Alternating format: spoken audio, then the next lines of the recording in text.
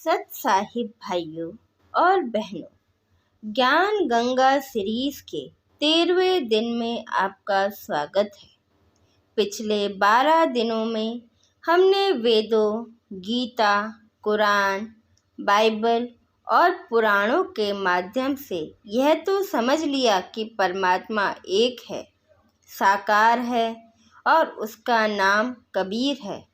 लेकिन आज सबसे बड़ा और तार्किक सवाल खड़ा होता है, कबीर साहिब ही पूर्ण परमात्मा क्यों है?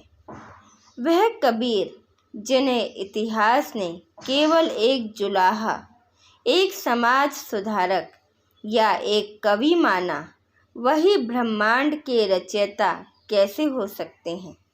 आज इस वीडियो में हम उन 5 ठोस कारणों और प्रमाणों की चर्चा करेंगे जो यह सिद्ध कर देते हैं कि कबीर साहिब ही वह सर्वोच्च सत्ता है जिन्हें पाने के लिए ऋषि मुनि युगों युगों तक तपस्या करते रहे। सबसे पहला कारण है शास्त्रों की गवाही। दुनिया का कोई भी धर्म ग्रंथ उठा लीजिए, वह प्रत्यक्ष या परोक्ष रूप से कबीर नाम पर ही मोहर लगाते हैं। ऋग्वेद उन्हें कबीर देव कहता है जो शिशु रूप में प्रकट होते हैं। यजुर्वेद उन्हें कबीर नाम से संबोधित करता है जो अपनी वाणी स्वयं बोलते हैं। कुरान उन्हें कबीरन और खबीरा कहती है जो 7वें आसमान पर तखत पर बैठा है। गुरु ग्रंथ साहिब उन्हें हक्का कबीर, अविनाशी कबीर कहते हैं। क्या यह संभव है कि अलग अलग युगों और अलग अलग भाषाओं में लिखे गए ग्रंथ एक ही नाम पर गलती करें? बिल्कुल नहीं, यह नाम ही उनकी पहचान है। दूसरा बड़ा कारण उनकी उत्पत्ति का तरीका। गीता और वेदों के अनुसार पूर्ण परमात्मा कभी माँ के गर्भ से जन्म नहीं लेता। सन 1398 में जब कबीर साहिब बनारस की धरती पर आए तो वे माँ के गर्भ से नहीं बल्कि लहर तारा तालाब में एक कमल के फूल पर प्रकाश के रूप में अवतरित हुए थे। उन्हें नीरू और नीमा नाम के जुलाहे उठाकर घर ले आए थे। पूरे इतिहास में केवल कबीर साहिब ही ऐसे महापुरुष हैं जिनका कोई जैविक माता पिता नहीं था।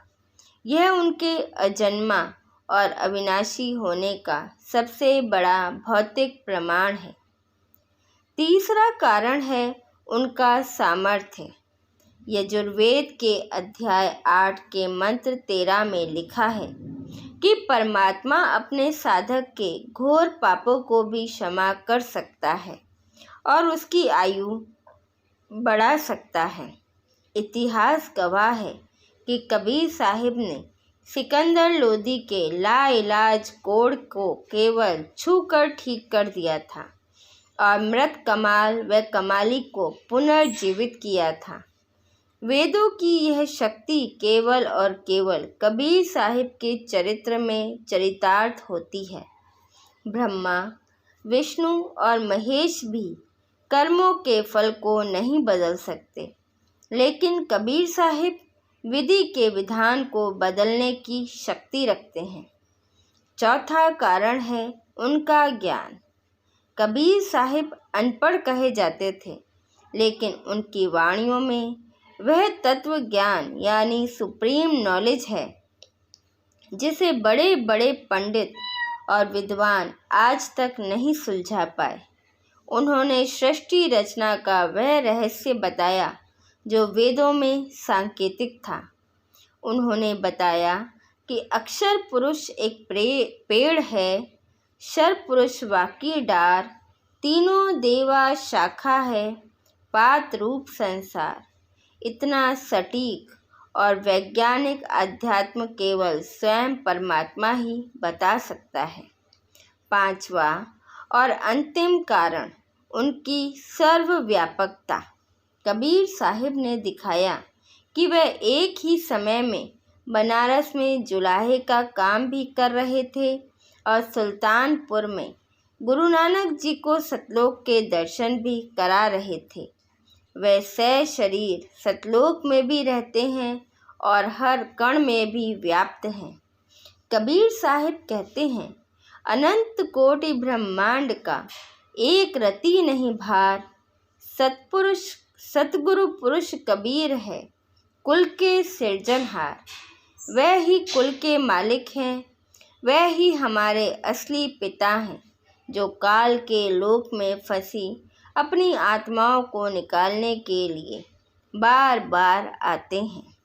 तो भाइयों और बहनों, कबीर साहिब को केवल एक संत मानना ऐसा ही है जैसे सूरज को एक दिया मानना। वह स्वयं पूर्ण ब्रह्म है। आज जगत गुरु संत रामपाल जी महाराज के रूप में वे फिर से वही ज्ञान दुनिया को दे रहे हैं ताकि हम अपने असली घर सतलोक वापस जा सकें।